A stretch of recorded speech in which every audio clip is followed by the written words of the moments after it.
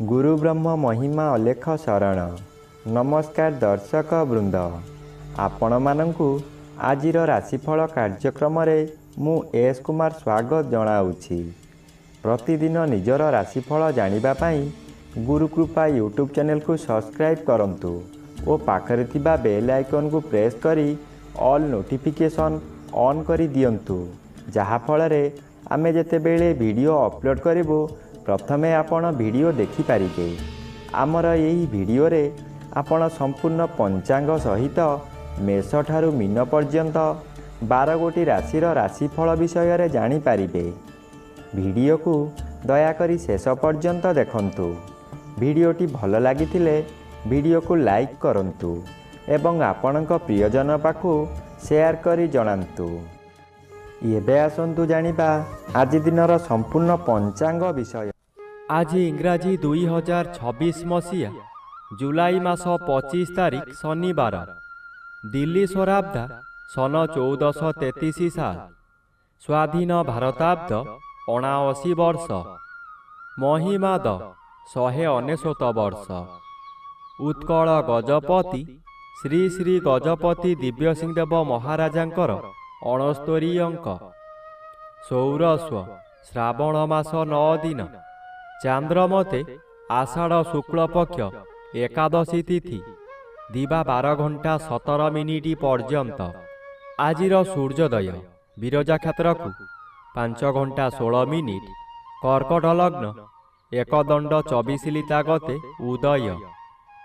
आजिर सूर्यास्त विरजा क्षेत्र को 6 घंटा 24 मिनिट, मकर लग्न 1 दंड 14 लिता गते अस्त। आज बिछा चंद्र 60 दंड, मल अनुराधा नक्षत्र प्रातः 6 घंटा 5 मिनिट पर्यंत, एहा परे ज्येष्ठा नक्षत्र। आज जन्मित शिशुर बिछा राशि विप्रवर्ण देवगण, प्रातः 6 घंटा 5 मिनिट गते दानवगण। आज मृत व्यक्तिर एक पाद पुष्कर दोष, दिवा 12 घंटा 17 मिनिट गते 2 पाद पुष्कर दोष। निषिद्ध खाद्य दिवा 12 घंटा 17 मिनिट मध्य सिंह भोजन निषेध अटे, एहा परे पोई भोजन निषेध अटे। आजिर अमृत योग दिवा 9 घंटा 32 मिनिट गते 1 घंटा 9 मिनिट मध्य, रात्रि 8 घंटा 48 मिनिट गते 10 घंटा 56 मिनिट मध्य, रात्रि 12 घंटा 53 मिनिट गते 1 घंटा 53 मिनिट मध्य, एवं रात्रि 2 घंटा 38 मिनिट गते शेष रात्रि 4 घंटा 9 मिनिट मध्य। आजिर महेंद्र योग नाही। आजिर काल बेला प्रातः 6 घंटा 6 मिनिट मध्य एवं अपराह्न 4 घंटा 16 मिनिट गते 6 घंटा 24 मिनिट मध्य। आजिर बार बेला दिवा 1 घंटा 1 मिनिट गते 2 घंटा 49 मिनिट मध्य। आजिर काल रात्रि अस्तरु रात्रि 7 घंटा 25 मिनिट मध्य एवं शेष रात्रि 4 घंटा 17 मिनिट गते 5 घंटा 17 मिनिट मध्य। आजिर राहु काल पूर्वाह्न 9 घंटा ठारू 10 घंटा 30 मिनिट मध्य। आजिर घात चंद्र नाही। प्रातः 6 घंटा 5 मिनिट मध्य कर्कट राशिर घात नक्षत्र, दिवा 12 घंटा 17 मिनिट गते तुला राशि और मकर राशिर घात तिथि। वृष राशि, सिंह राशि और कन्या राशिर घात 12। प्रिय बंधुगण, एबे आसंतु जानिबा मेष ठारू मीन पर्यंत 12 गोटी राशिर राशिफल विषय रे। राशि चक्र प्रथम राशि मेष राशि। आज मेष राशि जन्मित व्यक्ति मानक सकाशे अष्टम स्थान रे चंद्र गोचर करुछंती, अशुभ फल मिलिब। अष्टम स्थान आयु स्थान और मारक स्थान। चंद्र एपरी एक ग्रह मृत्यु को मध्य मारी पारे। चंद्र अष्टम रे भ्रमण करुथिबा समय रे बहु दुर्घटना मध्य घटाई पारे, ताहा मानसिक हेउ किंबा शारीरिक। आज निजकु सतर्क न रहिले निज गोड़े निजे कुराड़ी मारिबा सदृश हेब। ଏଣୁ ମନକୁ ଶାନ୍ତ ରଖନ୍ତୁ, ବ୍ୟବହାର ଠିକ୍ ରଖନ୍ତୁ। ଏବେ ଆସନ୍ତୁ ଜାଣିବା ରାଶିଚକ୍ରର ଦ୍ୱିତୀୟ ରାଶି ବୃଷ ରାଶି ବିଷୟରେ। ଆଜି ବୃଷ ରାଶି ଜନ୍ମିତ ବ୍ୟକ୍ତିମାନଙ୍କ ସକାଶେ ସପ୍ତମ ସ୍ଥାନରେ ଚନ୍ଦ୍ରଗୋଚର କରୁଛନ୍ତି ଶୁଭ ଫଳ ପ୍ରଦାନ କରିବେ। ଆଜି ଆପଣଙ୍କ ପରିବାର ମଧ୍ୟରେ ହସ ଖୁସିର ଉତ୍ତମ ବାତାବରଣ ଆସିବ। ଏହି ସମୟରେ ଆପଣଙ୍କ ଜନ୍ମସ୍ଥାନଠାରୁ ଦୂରରୁ ଖୁସି ଖବର ମିଳିବ। ଆୟ ବୃଦ୍ଧି ହେବ। ସ୍ୱାମୀ କିମ୍ବା ସ୍ତ୍ରୀ ଜଣେ ଅନ୍ୟ ଜଣଙ୍କୁ ନିବିଡ଼ ଭାବରେ ଭଲ ପାଇବେ। ଆପଣ ଯାହା ବ୍ୟବସାୟ କରୁଛନ୍ତି ତହିଁରେ ଆଶାଠାରୁ ଅଧିକ ଆୟ ହେବ। ଭବିଷ୍ୟତ ସକାଶେ ସଞ୍ଚୟ ହେବ। ଏବେ ଆସନ୍ତୁ ଜାଣିବା ରାଶିଚକ୍ରର ତୃତୀୟ ରାଶି ମିଥୁନ ରାଶି ବିଷୟରେ। ଆଜି ମିଥୁନ ରାଶି ଜନ୍ମିତ ବ୍ୟକ୍ତିମାନଙ୍କ ସକାଶେ ଷଷ୍ଠ ଚନ୍ଦ୍ର ବାଧାପ୍ରାପ୍ତ ଅଛନ୍ତି, ଅଶୁଭ ଫଳ ମିଳିବ। ଆଜି ପାରିବାରିକ କଳହ ହେବ। କର୍ମରେ ବିଫଳତା ଆପଣଙ୍କର ଜ୍ଞାତି ଶତ୍ରୁମାନଙ୍କ ଦ୍ୱାରା ହେବ। ପ୍ରତ୍ୟେକ ସ୍ଥାନରେ ଆପଣ ଅପମାନିତ ହେବେ। ଆଜି ଅର୍ଥ ସକାଶେ କାହା ସହିତ ଯୁକ୍ତିତର୍କ ହୋଇପାରେ। ବ୍ୟବସାୟରେ ବହୁତ କ୍ଷତି ହୋଇ ଆପଣଙ୍କର ମଥା ବିଚଳିତ ହୋଇଯିବ। ବିଦ୍ୟାର୍ଥୀମାନଙ୍କର ଜ୍ଞାନ ଲୋପ ହେବ।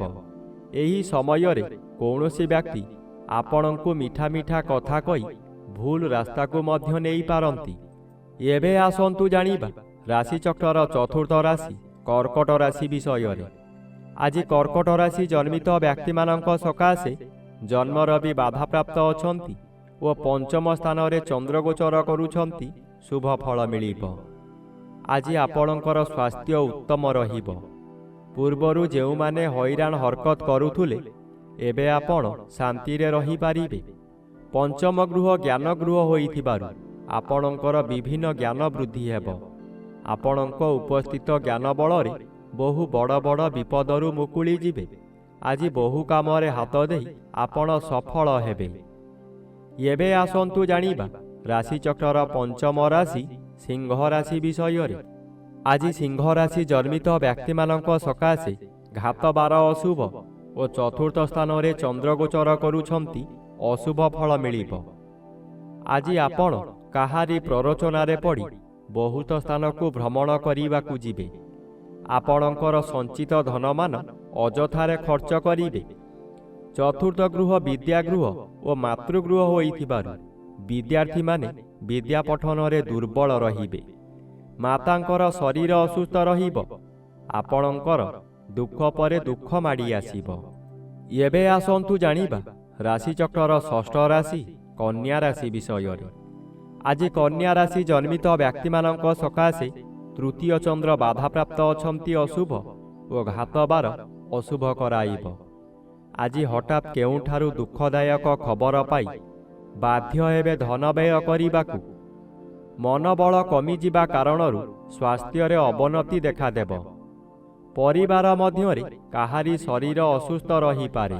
ଆଜି ଆପଣ ଯେକୌଣସି କାର୍ଯ୍ୟମାନ କରିବେ ତହିଁରେ ବାଧା ପହଞ୍ଚିବ। ସ୍ୱାମୀ ସ୍ତ୍ରୀ ହେଉ କିମ୍ବା ନିଜ ସହକର୍ମୀମାନଙ୍କ ସହ ହେଉ କିଛି ଅପ୍ରୀତିକର ପରିସ୍ଥିତି ଉପୁଜିପାରେ। ଏବେ ଆସନ୍ତୁ ଜାଣିବା ରାଶିଚକ୍ରର ସପ୍ତମ ରାଶି ତୁଳା ରାଶି ବିଷୟରେ। ଆଜି ତୁଳା ରାଶି ଜନ୍ମିତ ବ୍ୟକ୍ତିମାନଙ୍କ ସକାଶେ ଦ୍ୱିତୀୟ ସ୍ଥାନରେ ଚନ୍ଦ୍ରଗୋଚର କରୁଛନ୍ତି।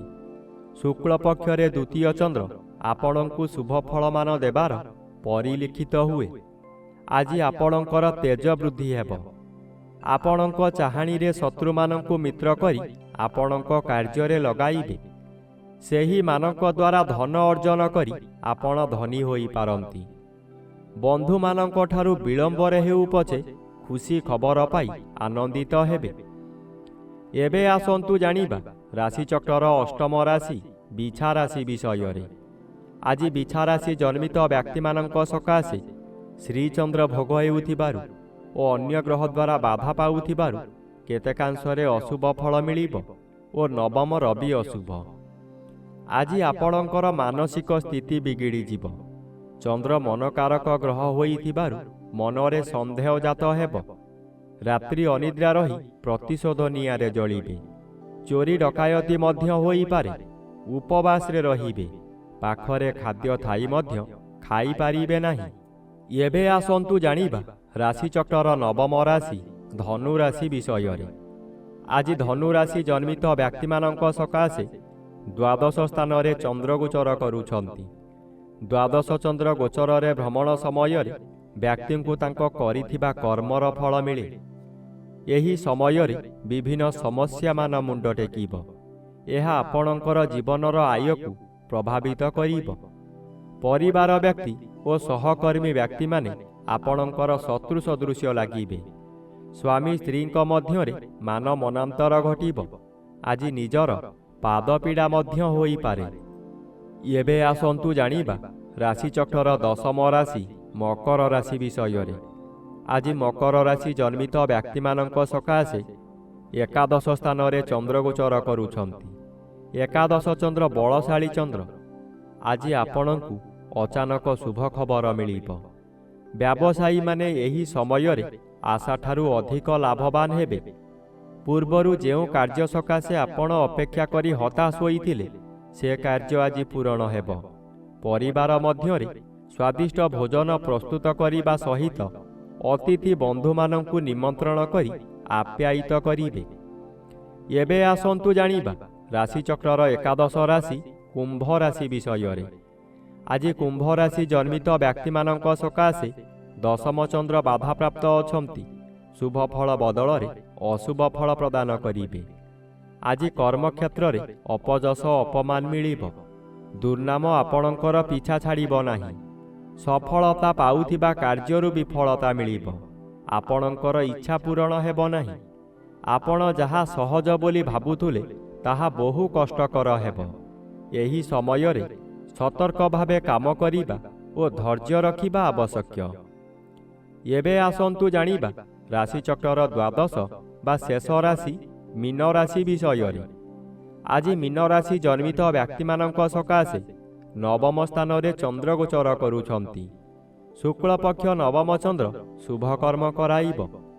ଆପଣ ଯେଉଁ କର୍ମ ପୂର୍ବରୁ ଆରମ୍ଭ କରିଥିଲେ ସେ କାର୍ଯ୍ୟ ଏହି ସମୟରେ ପୂରଣ ହୋଇଯିବ। ପୂଜାପାଠ ଓ ଗୁରୁ ଭକ୍ତିରେ ମନୋନିବେଶ କରିବେ। କୌଣସି ଅନୁଷ୍ଠାନରେ ବହୁ ଆର୍ଥିକ ସାହାଯ୍ୟ କରିପାରନ୍ତି। ବିଭିନ୍ନ ମହଲରୁ ପ୍ରଶଂସାମାନ ମିଳିବ। ପରିବାରର ଗୁରୁଜନମାନେ ଆପଣଙ୍କୁ ଆଶୀର୍ବାଦ କରିବେ। ଦୈବୀ କୃପା ଠିକ୍ ସମୟରେ ମିଳିବ।